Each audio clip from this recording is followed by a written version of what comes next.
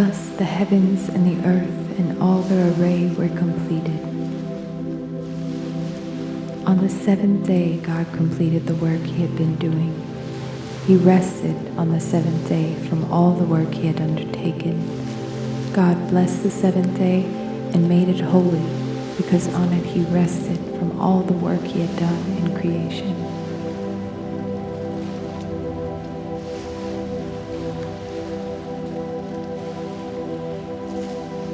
The Garden of Eden. This is the story of the heavens and the earth at their creation. When the Lord God made the earth and the heavens, there was no field shrub on earth, and no grass of the field had sprouted. For the Lord God had sent no rain upon the earth, and there was no man to till the ground. But a stream was welling up out of the earth, and watering all the surface of the ground. Then the Lord God formed the man out of the dust of the ground, and blew into his nostrils the breath of life, and the man became a living being. The Lord God planted a garden in Eden in the east, and placed there the man whom he had formed.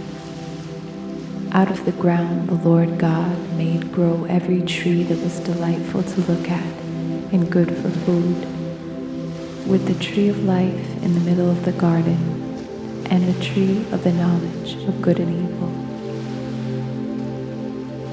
A river rises in Eden to water the garden. Beyond there it divides and becomes 4 branches. The name of the first is the Pishon. It is the one that winds through the whole land of Havilah, where there is gold. The gold in that land is good. Bdellium and lapis lazuli are also there. The name of the second river is the Gihon. It is the one that winds all through the land of Cush. The name of the third river is the Tigris. It is the one that flows east of Asher. The fourth river is the Euphrates.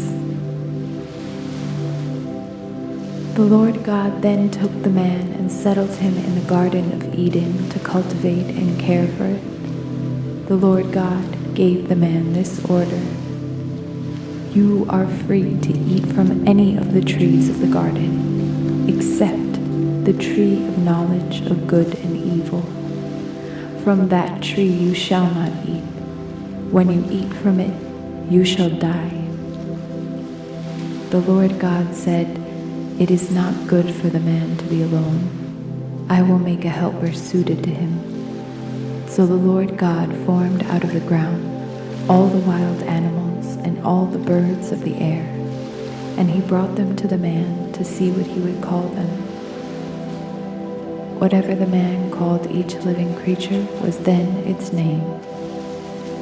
The man gave names to all the tame animals, all the birds of the air, and all the wild animals, but none proved to be a helper suited to the man.